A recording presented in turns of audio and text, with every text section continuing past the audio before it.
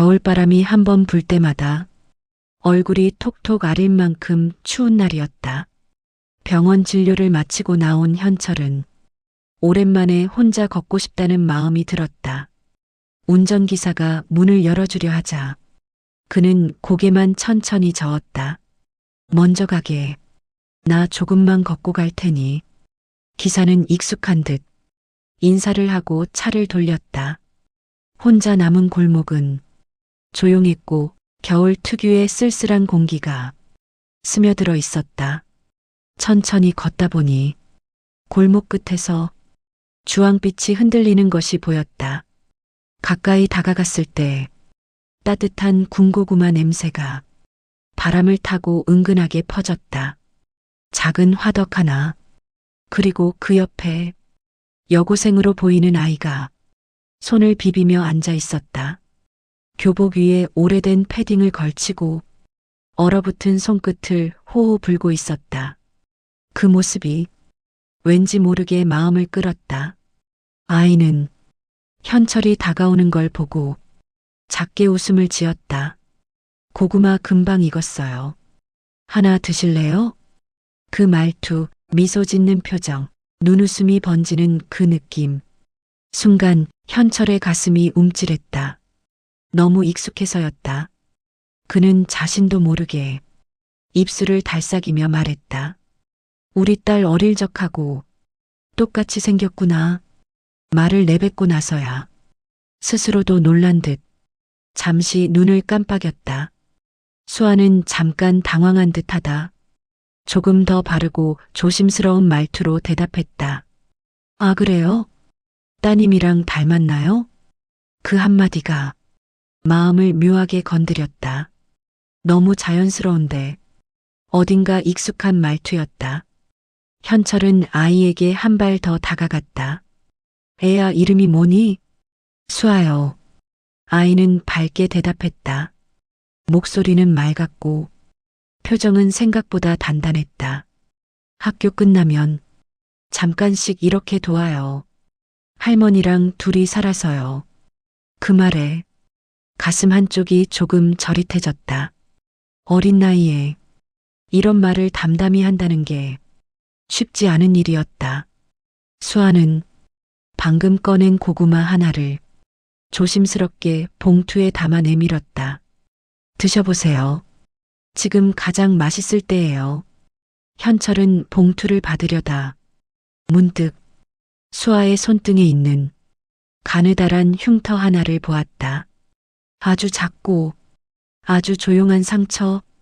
하지만 현철은 그 자리와 모양을 너무 잘 알고 있었다. 윤지가 어린 시절 그네에서 떨어져 남은 흉터와 똑같았다. 숨이 조금 막히는 느낌이었다. 손은 많이 다친 적 있었니? 수아는 별일 아니라는 듯 짧게 답했다. 어렸을 때래요. 저는 잘 기억은 안 나고 할머니가 한번 얘기해 준 적 있어요. 그 말이 현철의 가슴 깊숙한 곳을 울렸다. 기억나지 않는 어릴 적 사고, 흉터 하나, 할머니의 이야기, 너무 많은 것들이 겹쳐 보였다. 수아는 그가 왜 갑자기 말이 없어진 건지 몰라 조심스럽게 웃어 보였다. 추우시죠? 얼른 드세요. 오늘은 유난히 춥더라고요. 그 짧은 말조차 윤지가 아빠 걱정하던 말투와 묘하게 닮아 있었다. 현철은 고구마 봉투를 들고도 바로 돌아서지 못했다. 그저 작은 화덕 옆에서 바쁘게 움직이는 수아의 모습을 한참 동안 바라보기만 했다. 겨울밤의 공기 속에서 천천히, 아주 천천히 오래 묻어두었던 감정이 조용히 고개를 들고 있었다. 이 아이는 왜 이렇게 닮았을까? 확인할 수도 없고 그냥 넘길 수도 없는 묘한 떨림이 그의 가슴 속에서 서서히 자리를 잡아갔다. 집에 들어오자마자 현철은 자동으로 조명을 켜지 않았다. 불을 켜면 금방이라도 현실로 돌아와야 할 것 같아서였다. 식탁 위에 고구마 봉투를 내려놨지만 손은 봉투를 뜯지 못한 채 그 자리에 멈춰 있었다. 뜻밖의 감정이 너무 크게 밀려와 몸이 움직이지 않았다. 왜 이렇게 마음이 흔들리지?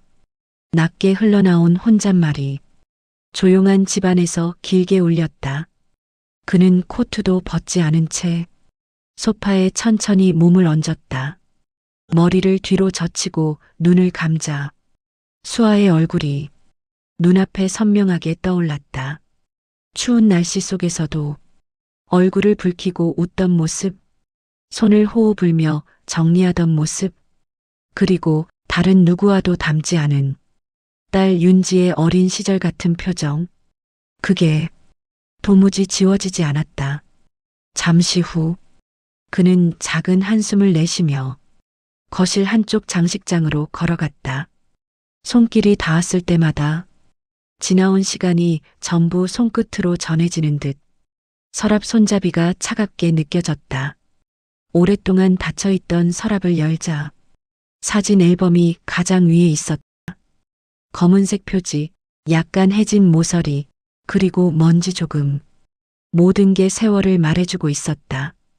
현철은 앨범을 꺼내 천천히 펼쳤다. 사진 속 윤지는 언제나 활짝 웃고 있었다. 때로는 장난기 어린 표정으로, 때로는 아빠 품에 꼭 안겨서 한 장 한 장 넘길수록 떨어져 있던 기억의 조각들이 천천히 제자리를 찾아갔다. 그러다 현철의 손이 잠시 멈췄다. 윤지가 초등학생이던 해 운동장에서 놀다가 다쳐 손등에 밴드를 붙였던 사진. 작고 가느다란 흉터가 사진 속에서도 희미하게 보였다. 그 자리는 아까 봤던 수아의 흉터와 정확히 같은 자리였다. 가슴이 순간 툭 하고 내려앉았다. 이런 일도 있는 건가? 그는 사진을 덮지도 못한 채 한참을 내려다보고 있었다. 가끔 사람을 놀라게 하는 우연들이 있다. 하지만 오늘 겪은 건 우연이라 부르기엔 너무 정확하고 너무 비슷했다. 결국 그는 앨범을 덮고 서랍 가장 아래칸으로 손을 뻗었다. 가장 꺼내기 싫어. 가장 깊이 넣어두었던 서류 봉투. 윤지 사고 당시 기록. 서류를 꺼내는 동안 손이 자꾸 떨렸다. 그날의 기억이 아직도 완전히 정리되지 않았다는 뜻이었다. 천천히 봉투를 열고 기록을 펼쳤다. 한 줄 한 줄 읽을 때마다 눈이 서서히 흔들렸다. 어린아이 단독 내원, 보호자 연락 불명, 지속적인 울음. 짧은 문장이었지만 그 안에는 그날 아이가 느꼈을 공포와 외로움이 그대로 남아 있었다. 혼자, 그 어린 것이 혼자. 말끝이 떨렸다. 마음 깊은 곳에 남아있던 죄책감이 다시금 고개를 들고 있었다. 그리고 그 순간 수아가 했던 말이 떠올랐다. 저는 잘 기억이 안 나요. 어릴 때 다쳤대요. 기억나지 않는 사고. 흉터. 할머니가 대신 기억해준 이야기. 너무나 자연스럽게 기록 속 문장과 이어졌다. 현철은 서류를 덮지 못하고 그 자리에서 오래도록 앉아 있었다. 겨울밤의 공기가 유리창을 통해 스며드는 듯 서늘하게 느껴졌다. 결국 그는 휴대폰을 들어 한 사람에게 전화를 걸었다. 박비서. 가장 오랫동안 곁을 지켰던 사람, 윤지를 잘 알고 있었던 사람. 박비서. 혹시 그때 일 기억나나? 상대방의 목소리가 잠시 멈칫했다. 회장님, 그 일을 제가 쉽게 말씀드릴 수 있는 부분이 아닙니다. 왜? 내 딸 일이야. 내가 몰라야 하는 이유가 어디 있나? 박 비서는 숨을 한번 고르고 말했다. 그때 조심해야 할 일들이 많았습니다. 회장님께도 전달되지 않은 부분이 있었고요. 그게 무슨 소리인가? 누가 막았다는 건가? 저는 지시를 따랐을 뿐입니다. 그 말이 끝나는 순간 둘째 가슴이 크게 쿵 하고 떨어졌다. 말을 끊기 위해서가 아니라 정말 더 말할 수 없다는 목소리였다. 전화가 끊기고 난 후 현철은 허공을 오래 바라봤다. 생각들이 뒤엉켜 정리가 되지 않았다. 하지만 한 가지 감정만큼은 확실히 남아 있었다. 불안, 그리고 확인해야 한다는 마음. 그는 창밖을 바라보며 천천히 혼잣말을 했다. 내일 다시 가보자. 그 아이가 어떤 아이인지, 고요한 집안, 겨울밤의 공기 속에서 그 결심은 작지만 분명한 울림으로 자리 잡았다.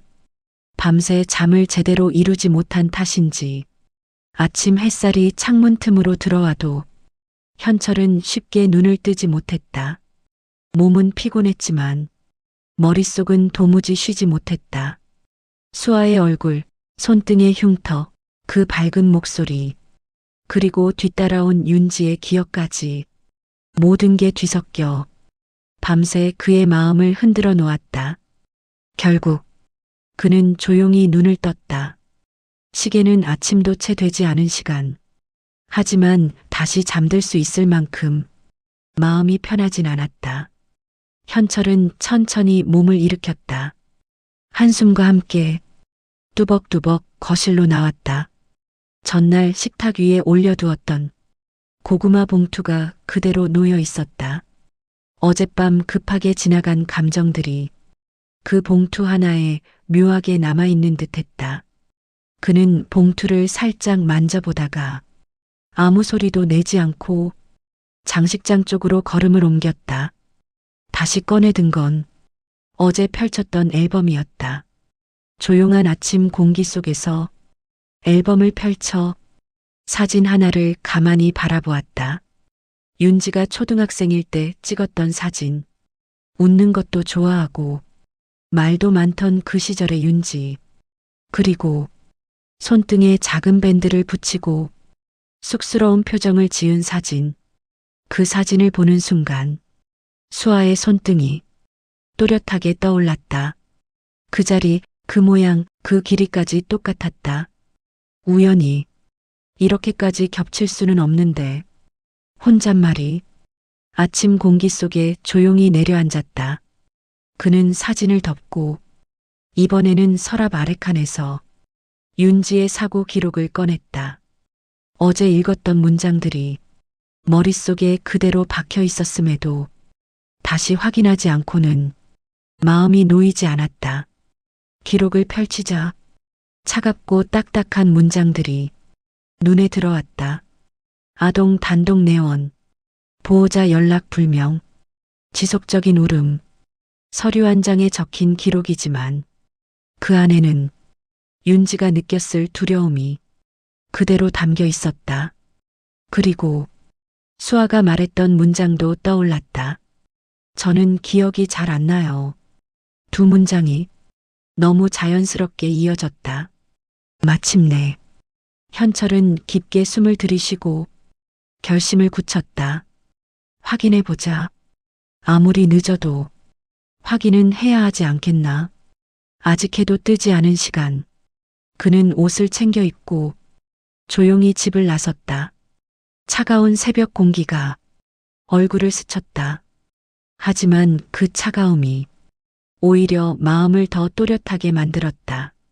전날 군고구마 냄새가 퍼졌던 골목은 새벽이라 그런지 적막했다. 빈 화덕만이 어제의 흔적을 말해주고 있었다. 현철은 조금 더 안쪽으로 걸어 들어갔다. 그때 가게 문을 열던 한 아주머니가 그를 바라보며 말을 걸었다. 어제 그 고구마 사가신 분 아니세요? 현철은 놀란 듯 고개를 들었다. 아주머니는 그의 표정을 보고 더 다정하게 말을 이어갔다. 그 아이 참 착해요. 혼자 할머니 모시고 사는데 겨울마다 저기 나와서 장사를 해요. 혼자? 예. 할머니가 많이 편찮으셔서 병원 자주 다니시잖아요. 그래서 애가 학교 끝나면 도와드린대요. 그 말에 현철의 눈빛이 흔들렸다. 어릴 적 사고, 기억이 안 난다는 말, 그리고 편찮은 할머니. 또 하나의 단서가 조용히 모습을 드러내고 있었다. 집은 어디 근처에 있습니까? 아주머니는 대수롭지 않다는 듯 손가락으로 방향을 가리켰다. 저쪽 골목 따라가면 작은 주택가 나오는데 거기 사는 걸로 알고 있어요. 그는 머뭇거리지 않고 아주머니가 알려준 방향으로 걸었다. 주택가에 들어서자 이른 새벽 특유의 고요함만이 그를 맞았다. 하지만 얼마 지나지 않아 작은 단서 하나가 그의 시선을 붙잡았다. 집 앞에 놓인 낡은 장바구니, 고무줄로 묶인 약국 영수증, 그리고 군고구마 파는 아이들이 흔히 쓰는 작은 비닐 조각들. 여기구나. 그는 누구에게 들은 것도 아닌데 직감적으로 알 수 있었다. 이 집에 수아와 할머니가 살고 있다는 걸. 이윽고 한참을 망설이다. 더 안쪽으로 걸음을 옮겼다. 확실한 건 없지만 확인하지 않고 그냥 돌아가기엔 마음이 이미 너무 흔들려 있었다. 겨울 새벽의 조용한 공기 속에서 현철의 발걸음은 조금씩 더 깊은 진실을 향해 나아가기 시작했다. 새벽 공기는 유난히도 차가웠다. 그럼에도 불구하고 현철은 천천히 수아의 집이 있는 골목 안쪽으로 걸어 들어갔다. 밤새 거의 잠을 이루지 못했지만 몸보다 마음이 더 피곤한 느낌이었다.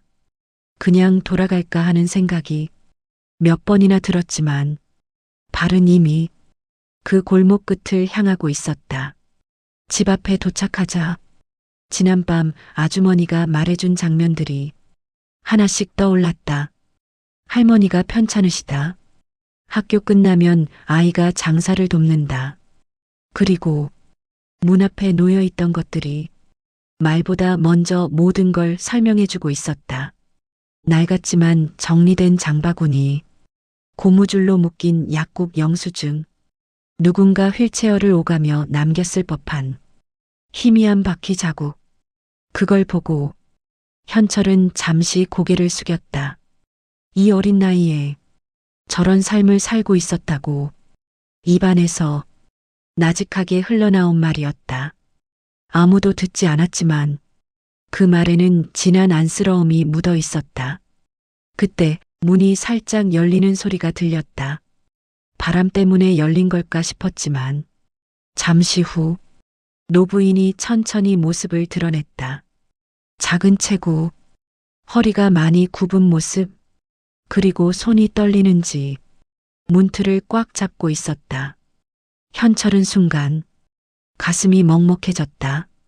노부인은 비틀거리다시피 바깥으로 나왔고 짧게 기침을 하며 잠시 숨을 고르더니 집 안쪽을 향해 작게 말했다.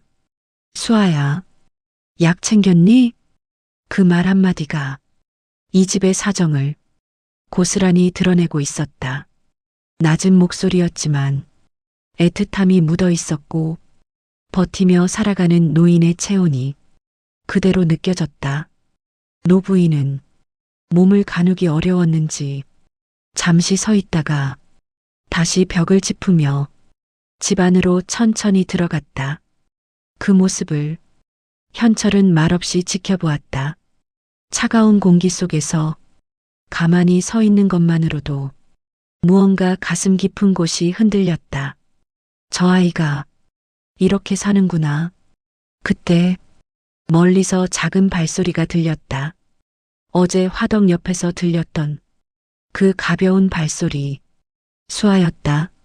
손에 장바구니를 들고 숨을 헐떡이며 골목을 뛰어오고 있었다.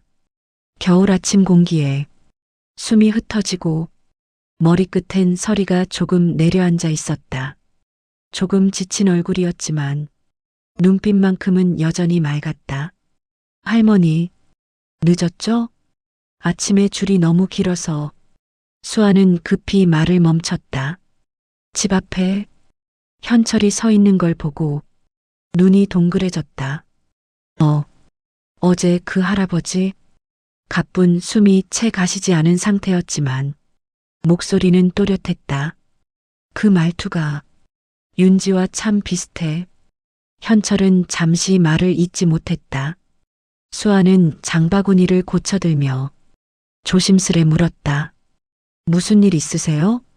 현철은 한번 크게 숨을 고르고 천천히 입을 열었다.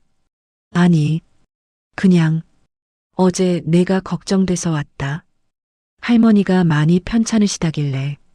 수아는 잠시 놀란 얼굴로 바라보다 작게 미소를 지었다. 아, 네. 요즘 많이 아프세요. 그래도 괜찮아요. 제가 있으니까요. 그 말이 왠지 모르게 현철의 가슴을 살짝 저릿하게 했다. 너무 어린 나이에 제가 있으니까요라는 말을 저렇게 자연스럽게 한다는 게 가슴 아프기도 했다. 잠시 침묵이 흘렀다. 수아는 바람에 떨어진 머리카락을 손으로 넘기며 살짝 고개를 숙였다. 할아버지, 근데 이 시간에 여기까지 오신 건 혹시 무슨 일 있으신 거예요? 얼굴에 스며든 걱정, 말투 안에 담긴 배려, 그리고 말하지 않아도 전해지는 따뜻함. 그 모든 것이 윤지와 똑같았다. 현철은 이제는 더 미룰 수 없다는 듯 마음을 단단히 붙잡았다. 그리고 조심스레 말했다. 수아야, 미안하지만 잠깐 이야기 좀 할 수 있을까?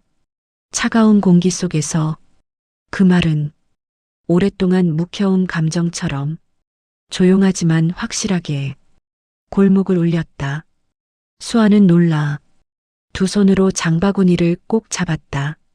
하지만 거절하지 않고 천천히 고개를 끄덕였다. 그렇게 두 사람의 대화는 작은 겨울 골목에서 조용히 시작되려 하고 있었다. 수아는 집 앞 계단에 장바구니를 내려놓았다. 숨을 크게 들이쉬더니 헐떡이던 기운을 조금씩 가라앉혔다. 추운 겨울 아침에 뛰어온 탓인지 볼이 붉게 달아올라 있었다. 할아버지, 여기서 말씀하실래요? 수아는 조심스럽게 묻고 계단 위 가장자리 쪽에 살짝 앉았다. 현철은 바로 옆에 앉기엔 뭔가 조심스러웠다. 그래서 계단 아래 조금 떨어진 곳에 서서 잠시 망설이다 작게 고개를 끄덕였다. 그래, 여기가 좋겠구나. 잠깐의 정적이 흘렀다. 수아는 손등으로 이마에 땀을 닦았고 현철은 옷깃을 여미며 말을 꺼낼 타이밍을 찾았다. 수아야. 조용한 목소리가 새벽 골목에 살며시 퍼졌다. 요즘 많이 힘들지 않니? 수아는 문득 고개를 들었다. 깜짝 놀란 눈빛이었지만 곧 미소를 지었다. 괜찮아요. 할머니가 오래 아프셔서 저도 이제 익숙해요. 그 말이 왜 이렇게 가슴을 저리게 만드는지 현철은 설명할 수 없었다. 마치 어린 나이에 억지로 깊어진 어른의 말투 같아서였다. 잠시 후 집 안에서 기침 소리 하나가 들려왔다. 수아야, 누가 왔니? 노부인의 목소리는 기침에 묻혀 떨렸고 많이 쇠약해진 사람이 내는 소리였다. 수아는 벌떡 일어나 문틈으로 얼굴을 들이밀었다. 할머니, 괜찮아요. 바람 쐬러 잠깐 나온 거예요. 들어가서 쉬고 계세요. 할머니는 말없이 고개만 끄덕이고 다시 안으로 돌아갔다. 그 뒷모습이 어딘가 위태로워 보였다. 현철은 그 장면을 가만히 바라보며 말없이 깊은 숨을 들이쉬었다. 그동안 자신이 얼마나 많은 것을 잊고 살아온 건지 새삼 깨닫는 순간이었다. 내가 정말 대견하구나. 그는 조심스레 말했다. 수아는 그 말을 듣고도 민망한 듯 웃기만 했다. 아니에요. 그냥 제가 해야 할 일이에요. 말투는 담담했지만 그 담담함 속에 어린 나이에 감당해야 했던 시간의 무게가 고스란히 담겨 있었다. 바람이 살짝 불어오자 장바구니 속 종이 한 장이 부드럽게 밖으로 미끄러져 나왔다. 바람에 흔들리던 종이는 계단 아래로 떨어질 뻔했지만 수아가 재빠르게 손을 뻗어 잡았다. 아, 이거 조금 구겨진 종이었다. 오래된 병원 처방전. 수아는 급히 장바구니 속에 넣었지만 종이 상단에 적힌 병원 이름이 현철의 시야에 잠깐 들어왔다. 그 이름, 그 병원, 잊을 수 없는 곳. 윤지가 마지막으로 입원했던 바로 그 병원이었다. 손끝이 살짝 떨렸다. 마음속에서 여러 개의 퍼즐 조각이 서서히 움직이기 시작했다. 할머니, 허리가 많이 아프세요. 수아가 조심스럽게 설명했다. 잘 못 걸으시고 자주 치료받으러 가셔야 해요. 그 말에 현철은 잠시 말을 잇지 못했다. 그저 수아가 장바구니를 끌어안고 계단에 앉아 있는 모습을 조용히 바라보기만 했다. 그래도 힘들진 않니? 그는 천천히 물었다. 수아는 잠시 생각에 잠긴 뒤 작게 고개를 저었다. 힘들죠. 근데 제가 아니면 누가 하겠어요. 할머니밖에 없는데요. 그 짧은 대답이 이상하게 오래 마음에 남았다. 마치 윤지가 생전에 했던 말과 너무 닮아 있었다. 윤지가 중학생 때 엄마를 잃고 할머니 집에 맡겨졌던 시절, 그때도 비슷한 말을 했었다. 아빠, 제가 아니면 누가 할머니 도와드리겠어요. 그 기억이 순간적으로 되살아났다. 목 뒤가 뜨겁게 조여왔다. 그때 집 안쪽에서 다시 기침 소리가 들렸다. 수아는 그 소리에 고개를 돌렸다. 할아버지, 저 들어가야 해요. 수아는 장바구니를 들고 일어섰다. 그 모습이 왠지 모르게 어린 윤지와 겹쳐 보였다. 눈빛, 걸음걸이, 할머니를 챙기는 자세까지 말도 못하는 마음이 가슴 안에서 조용히 흔들렸다. 수아는 현철을 바라보며 작게 인사했다. 혹시 또 오시면 제가 고구마 드릴게요. 이 말이 왜 이렇게 따뜻하게 들리는지 현철 자신도 알 수 없었다. 그저 수아가 문 안으로 들어가는 모습만 오래 바라보고 있었다. 문이 닫히고 집안에서 들리는 작은 인기척들이 완전히 사라지자 현철은 천천히 뒤돌아섰다. 답은 아직 없었다. 확인된 것도 없었다. 하지만 이 아이에게 다가서야 한다는 마음만큼은 확실하게 자리 잡고 있었다. 그는 차가운 공기를 한번 크게 들이쉬고 조용히 말했다. 내일은 조금 더 얘기해보자. 작은 목소리였지만 그 말 속에는 분명한 결심이 담겨 있었다. 다음 날 현철은 아침부터 마음이 내내 무거웠다. 평소라면 출근 준비를 하느라 분주할 시간인데 오늘은 정장의 단추를 채우는 손마저 느리게 움직였다.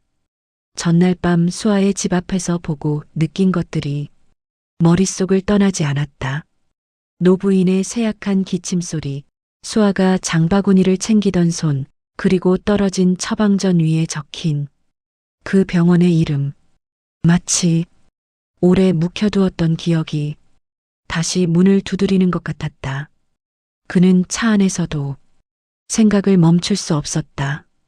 운전기사는 평소처럼 가벼운 인사를 했지만 현철은 대답조차 제대로 하지 못했다. 사무실에 도착한 뒤에도 상황은 마찬가지였다. 서류를 펼쳐놓았지만 글자가 제대로 읽히지 않았다. 눈앞에서 수아가 제가 아니면 누가 하겠어요 라고 하던 목소리가 계속 들리는 듯 했다. 결국 그는 천천히 휴대폰을 들어 한 번호를 눌렀다. 박비서, 수십 년 동안 곁을 지킨 사람. 하지만 그날의 사고에 관해선 늘 말을 아꼈던 인물. 전화는 곧 연결되었다. 회장님 부르셨습니까? 조심스러운 목소리. 그 조심스러움에 숨겨진 진실이 있다는 걸 현철은 오래전부터 알고 있었다. 박비서, 잠시 숨을 고르고 말했다. 그 병원, 윤지가 갔던 병원 말이야. 기록 다시 볼 수 있겠나? 전화기 너머에서 짧은 정적이 흘렀다. 맥박이 조금 빨라졌다. 회장님, 박 비서의 목소리가 낮아졌다. 그 일은 이미 정리된 건으로 알고 계시지 않습니까? 정리가 되긴 했지만 나는 아직 모르는 것들이 많다. 현철은 조용히 말했다. 다시 확인해 보고 싶네. 박 비서는 깊은 숨을 내쉬었다. 그리고 아주 낮은 목소리로 말했다. 네, 회장님께서 원하시면 준비하겠습니다. 통화가 끝났지만 현철의 마음은 더 무거워졌다. 셋째 손가락으로 책상을 천천히 두드리며 머릿속을 정리하려 했지만 생각은 더 복잡하게 흩어졌다. 그는 결국 장식장 깊은 곳에 넣어두었던 상자를 꺼냈다. 오래된 상자였다. 윤지의 어린 시절 기록, 상담일지, 학교에서 그린 그림일기들이 들어있었다. 상자를 열자 먼지 냄새와 함께 오래된 기억들이 스멀스멀 올라왔다. 그림일기 한 장이 눈에 들어왔다. 할머니 집에서 놀았어요. 유치한 글씨. 하지만 그 밑에 적힌 작은 문장 하나가 그의 눈길을 사로잡았다. 아플 때 혼자 병원 갔어요. 현철은 그 문장을 천천히 손가락으로 더듬었다. 그날의 기록과 똑같이 겹쳤다. 그리고 어제 수아가 보여준 모습까지 너무 많은 것들이 겹치기 시작했다. 가볍게 넘길 수 있는 우연의 영역을 이미 벗어난 느낌이었다. 문득 문을 두드리는 소리가 들렸다. 회장님, 말씀하신 자료 가져왔습니다. 박 비서였다. 그는 예전보다 더 조심스러운 표정으로 서류 봉투를 건넸다. 봉투는 오래된 테이프로 한 번 더 붙여져 있었고 그 속의 기록은 시간이 지나 누렇게 변색돼 있었다. 현철은 봉투를 조심스럽게 열었다. 그리고 천천히 한 장 한 장 넘겼다.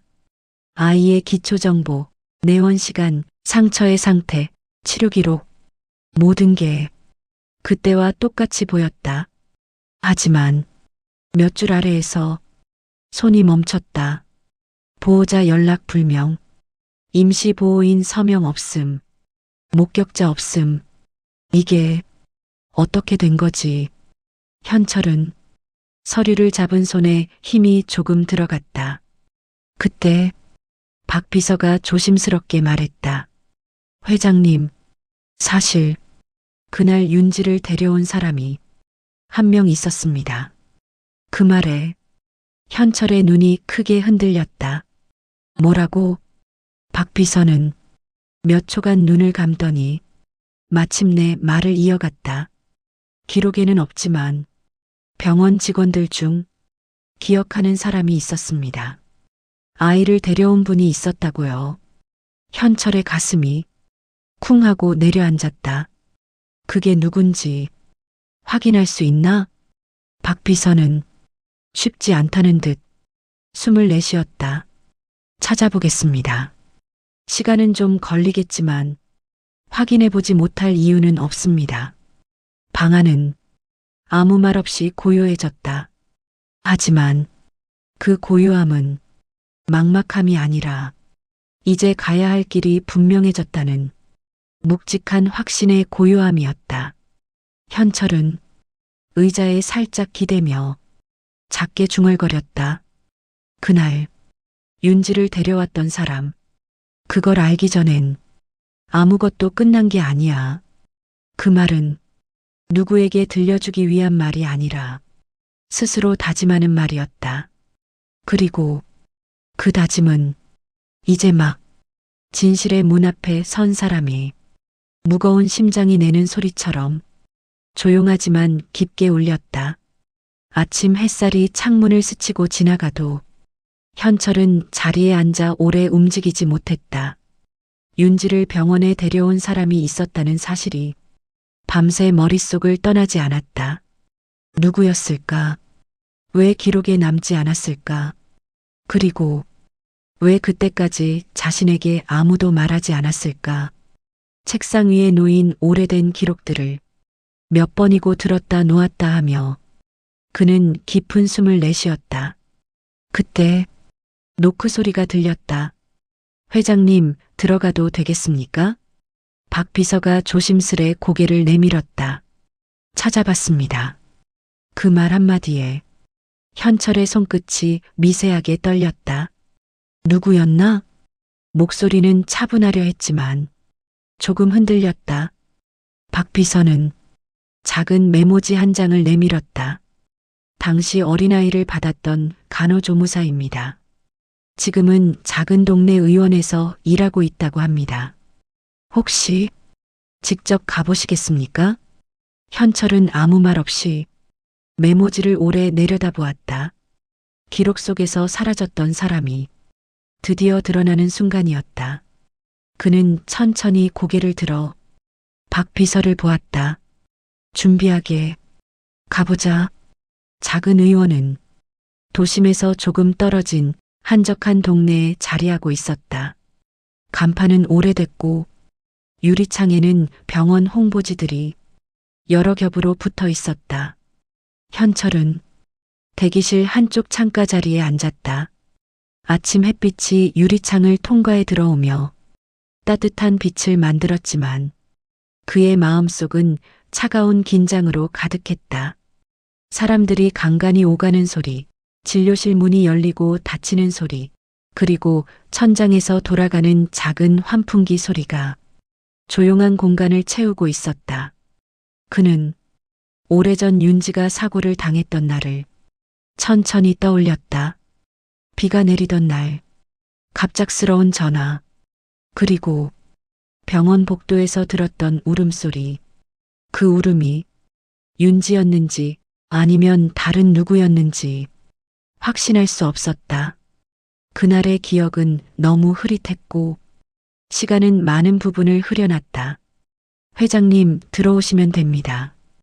박 비서가 진료실 문 앞에서 작게 손짓했다. 진료실 안은 작고 단정했다.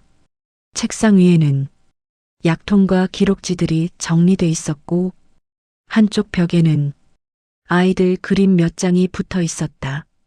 문이 닫히자 의자에 앉아있던 여성이 일어섰다.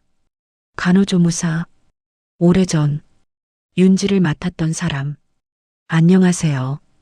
오랜만이라 해야 할지 그녀는 어색하게 미소를 지었다. 기억이 가물가물하긴 하지만 찾아오신 이유는 알 것 같아요.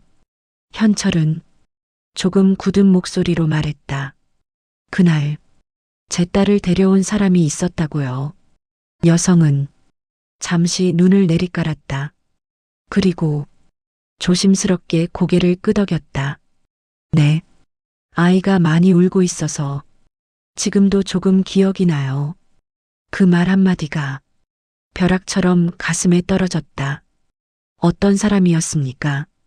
여성은 기억을 더듬듯 천천히 말했다. 중년 여성이었어요. 옷차림이 단정하진 않았는데 무척 긴장한 모습이었어요. 아이가 손을 꽉 잡고 있었고 둘 다 울고 있었던 걸로 기억해요. 현철의 호흡이 조금 흐트러졌다. 기록에 왜 남기지 않은 겁니까? 그는 최대한 차분하게 말하려 했지만 목소리 끝이 조금 떨렸다. 여성은 손을 모으며 말했다. 그날 응급 환자가 갑자기 겹쳤거든요.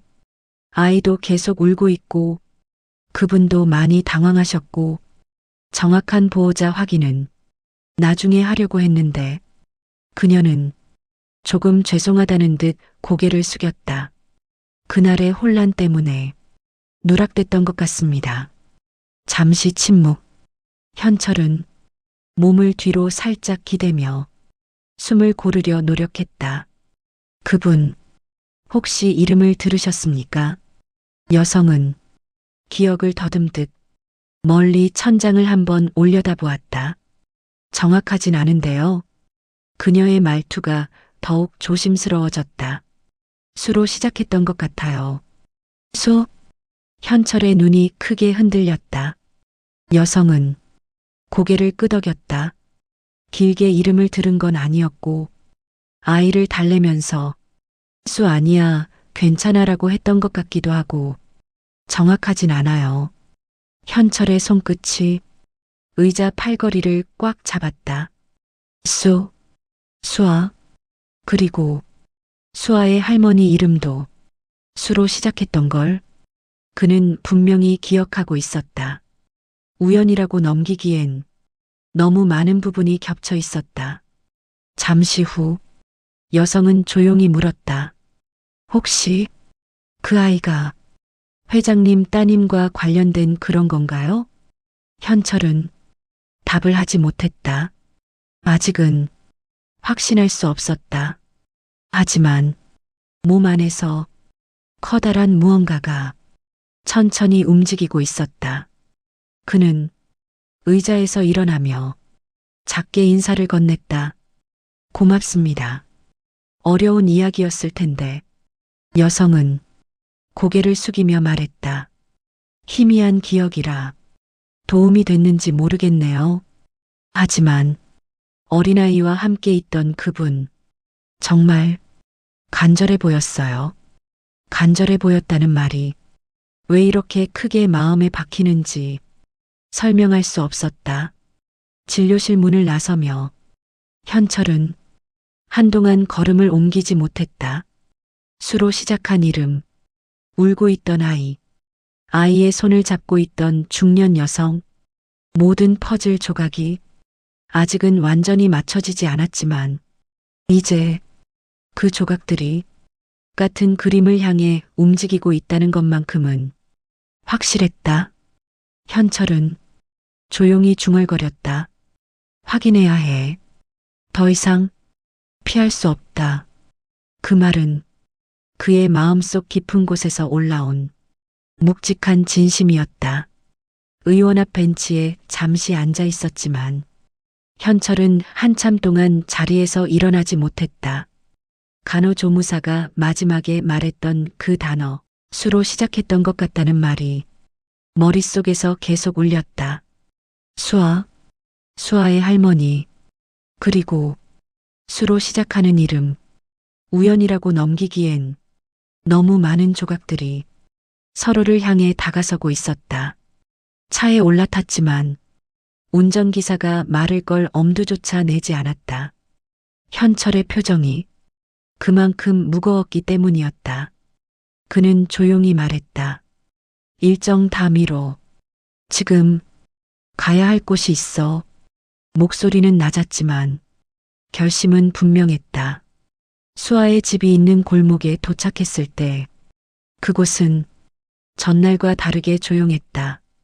아이의 웃음도 화덕 연기도 아무것도 없었다.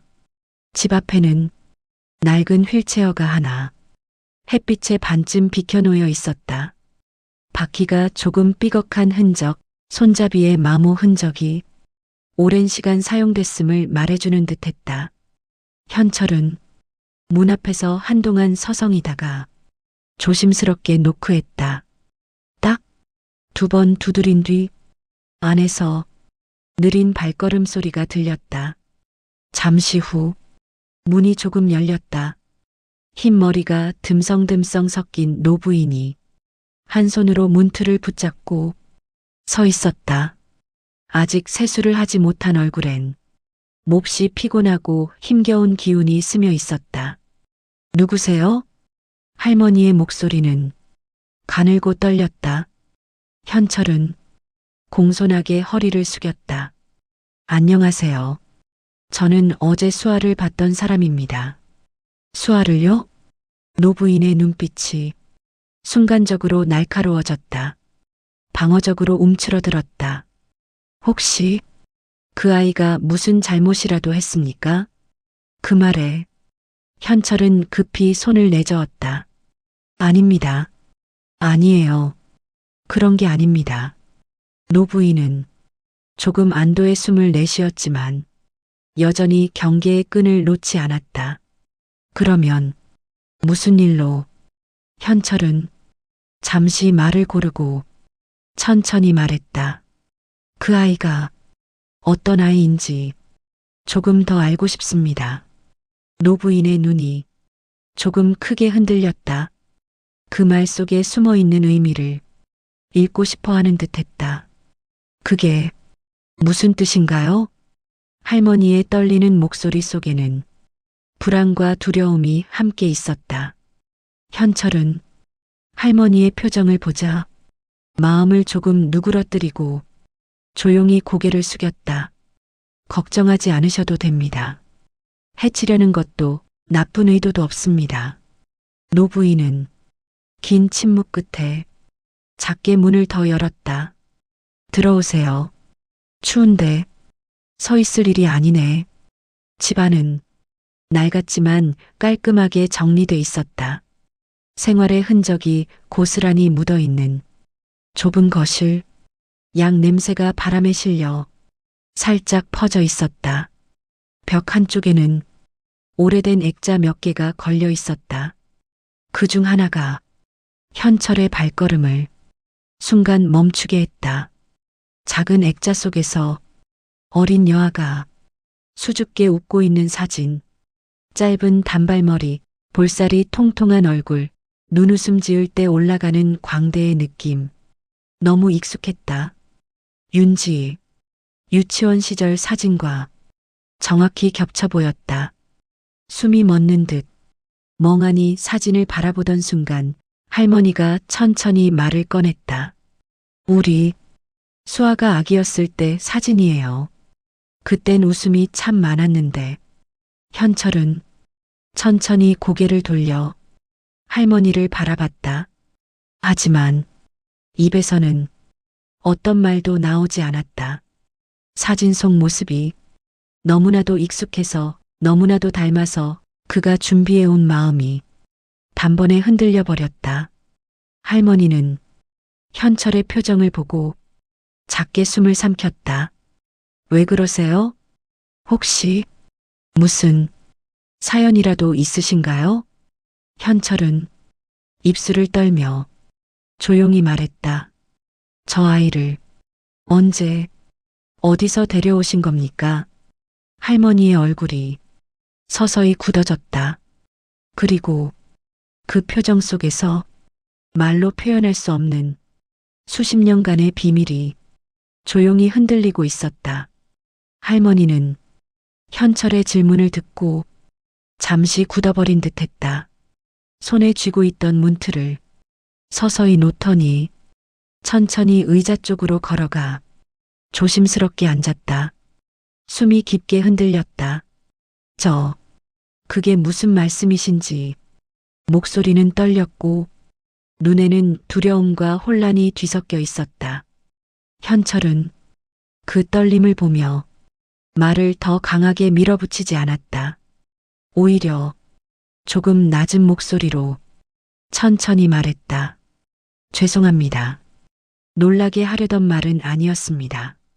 다만 그 아이가 어떻게 할머니께 오게 된 건지 그걸 알고 싶습니다. 할머니는 두 손을 무릎 위에 올려놓고 떨리는 손가락을 가만히 내려다보았다. 그리고 아주 작은 목소리로 말했다. 그 아이 우리 친손녀가 아니에요. 그 말은 시간이 멈춘 것처럼 방 안에 조용히 떨어졌다. 현철은 숨을 들이쉬는 것도 잠시 멈춘 듯 했다. 잠시 후 할머니는 오랜 세월 묵혀둔 마음을 꺼내듯 천천히 말을 이었다. 수아는 제가 데려온 아이예요. 그 말은 마치 오래 굳어있던 흙덩어리가 조심스레 깨져나오는 듯 아주 천천히 흘러나왔다. 그날 비가 많이 오던 날이었어요. 제가 병원에 다녀오는 길이었는데 할머니는 기억을 떠올리며 시선을 먼 쪽에 두었다. 병원 앞에 작은 아이가 한 명 있었어요. 옷도 다 젖고 얼굴도 곧 흘릴 만큼 울고 엄마를 부르더라고요. 할머니의 눈이 천천히 젖어들기 시작했다. 의사가 아이를 잠깐 데리고 들어오라고 해서 제가 그 아이 손을 잡고 병원 안으로 들어갔습니다. 그 장면이 머릿속에서 그려지자 현철의 손끝이 서서히 차가워졌다. 근데 그 아이는 계속 울면서 엄마를 찾았어요. 이름도 제대로 말하지 못하고 현철의 숨이 작게 흔들렸다. 병원에서는 보호자를 찾으려고 했지만 연락처도 없고 그 아이가 어디서 왔는지도 아무도 모르고 그럼 며칠 동안 현철의 목소리가 조금 갈라졌다. 할머니는 꾹 참던 눈물을 작게 닦으며 말했다. 예, 며칠을 그렇게 있었어요.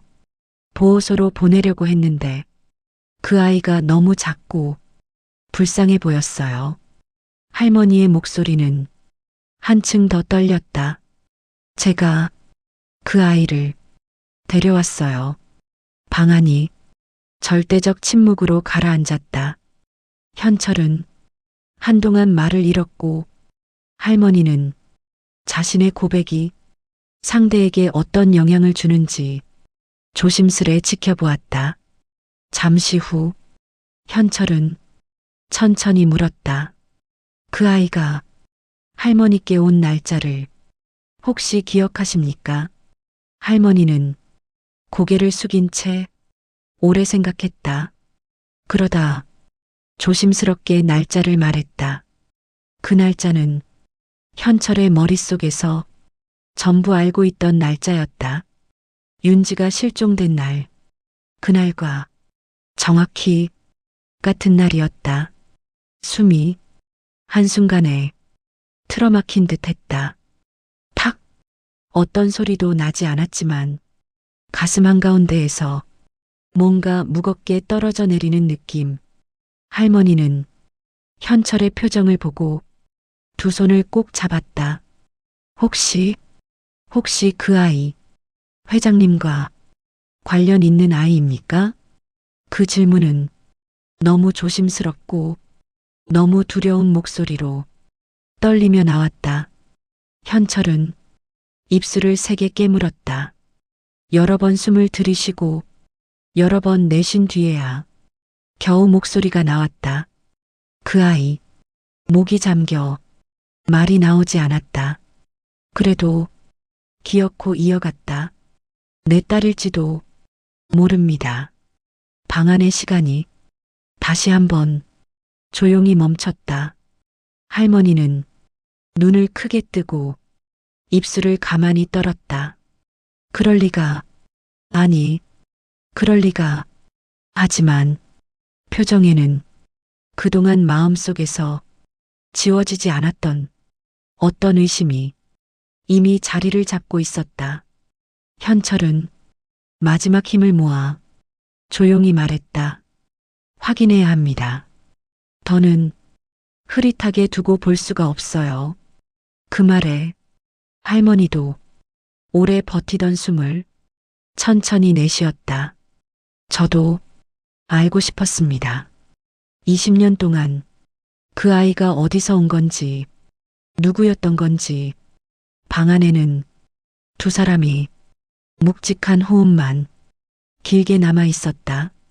그리고 20년 동안 잠들어 있던 진실이 이제는 조용히 눈을 뜨려 하고 있었다. 할머니는 작은 방 안 깊숙한 곳으로 천천히 걸어갔다. 발목을 조금씩 끌며 움직이는 모습에서 오랜 세월의 무게가 느껴졌다. 잠시 후 할머니는 얇은 보자기 하나를 두 손으로 조심스럽게 들고 나왔다. 이게 할머니는 숨을 한번 가다듬고 보자기를 천천히 펼쳤다. 그 안에는 작은 머리핀 하나와 색이 바랜 천 조각이 들어 있었다. 수아가 우리 집에 처음 왔을 때 쥐고 있던 것들이에요. 작고 여린 머리핀. 아이의 손에 오래 들려 있었는지 끝이 조금 휘어져 있었다. 현철의 시선이 그 머리핀에 닿는 순간 심장이 크게 흔들렸다. 그 머리핀은 윤지가 정말 좋아하던 쌍둥이 머리핀 세트 중 하나였다. 하나는 윤지가 유치원 때 잃어버렸다 말했고 다른 하나는 그가 아직도 간직하고 있었다. 이건 목소리가 떨렸다. 말이 더 이어지지 않았다. 할머니는 그 표정을 바라보고 작게 숨을 삼켰다. 회장님, 그 아이가 혹시? 현철은 머리핀을 손바닥 위에 올려두고 천천히 눈을 감았다. 지나간 세월이 한꺼번에 밀려와 숨조차 쉬기 어려웠다. 잠시 후 그는 조심히 눈을 떴다. 할머니, 제가 확인해 보고 싶습니다. 확인이라면 DNA 검사 말입니다. 목소리는 조심스럽지만 흔들림 없는 결심이 담겨 있었다. 할머니는 고민하듯 눈을 내리깔았다. 하지만 오래 지나지 않아 천천히 고개를 끄덕였다. 네, 그게 맞습니다. 저도 알고 싶었습니다. 며칠 뒤 검사 결과가 도착했다. 서류 봉투를 뜯는 손끝이 살짝 떨렸다. 종이를 펼친 순간 가장 먼저 눈에 들어온 문장. 북의 일치율 99.9%. 숨이 툭 끊긴 것처럼 가슴이 멈춰섰다. 세상이 고요해지는 느낌. 손끝에 힘이 들어가다. 또 풀어지고 다시 들어갔다. 윤지아. 짧은 이름 두 글자가 입에서 새어나왔다. 그 목소리는 기쁨도 슬픔도 아닌 말로 표현할 수 없는 20년 동안의 무너짐이었다. 그날 오후 현철은 수아 집이 있는 골목 입구에 섰다. 몇 번이나 발을 때려다 멈춰 섰고 다시 숨을 고르기를 반복했다. 어떻게 말해야 하지? 어떻게? 그 순간 멀리서 익숙한 목소리가 들렸다. 할아버지, 수아였다. 교복 치마 아래로 하얀 양말이 흔들리고 가벼운 걸음으로 골목을 지나오고 있었다. 또 오셨어요? 수아는 환하게 웃었다. 그 웃음은 윤지가 어릴 때 짓던 미소와 너무도 닮아 있었다. 현철은 겨우 미소를 지었지만 숨이 자꾸 걸렸다. 수아야, 잠깐 이야기 좀 할까? 수아는 잠시 고개를 갸웃하더니 가방을 고쳐매고 벤치 쪽으로 걸어갔다. 둘은 나란히 앉았다. 겨울바람이 부드럽게 스쳐 지나갔다. 현철은 말을 꺼내려다 입술을 여러 번 떼었다 붙였다. 하지만 도무지 입이 떨어지지 않았다. 할아버지, 오늘따라 말이 없으시네요? 수아가 먼저 말을 건넸다. 현철은 한참을 침묵하다 천천히 고개를 숙였다. 수아야, 미안하다. 정말 미안하다. 그 말에 수아의 표정이 흐려졌다. 왜요? 무슨 일인데요? 현철의 손이 살짝 떨렸다. 내가 너를 지켜주지 못했다. 말은 그것뿐이었지만 20년 동안 눌러왔던 죄책감이 그 짧은 문장에 모두 녹아 있었다. 수아는 무슨 뜻인지 알지 못해 당황한 눈빛이었지만 그의 눈에서 말로 설명하지 못하는 슬픔을 조용히 읽어냈다. 그때 뒤에서 기침 소리가 들렸다. 수아야, 할머니였다. 조심스레 걸음을 옮기며 두 사람에게 다가왔다. 너도 이제 알아야 한다. 할머니의 목소리는 부드럽지만 떨렸다. 수아는 두 사람을 번갈아 보며 어떤 말이 나올지 몰라 입술을 꼭 깨물었다. 할머니는 현철을 바라보고 천천히 고개를 끄덕였다. 현철은 숨을 한번 깊게 들이쉬고 수아를 향해 말했다. 수아야, 너는 내 딸이다. 그 말은 크지도 빠르지도 않았다. 하지만 20년 동안 묻혀있던 진실이 마침내 세상으로 나온 순간이었다. 바람이 잦아들고 골목의 소리도 잠시 멈춘 듯 고요했다. 그리고 세 사람 사이에 아무 말도 할 수 없는 깊은 침묵이 오래도록 흘렀다. 그 침묵은 슬픔과 놀람 그리고 긴 여정을 지나온 따뜻한 숨결에 가까웠다. 정확히 무엇이 앞으로 기다리고 있을지 아무도 알 수 없었지만 단 한 가지 지켜주지 못했던 시간은 지나갔고 다시 붙잡을 시간은 이제서야 시작되고 있었다.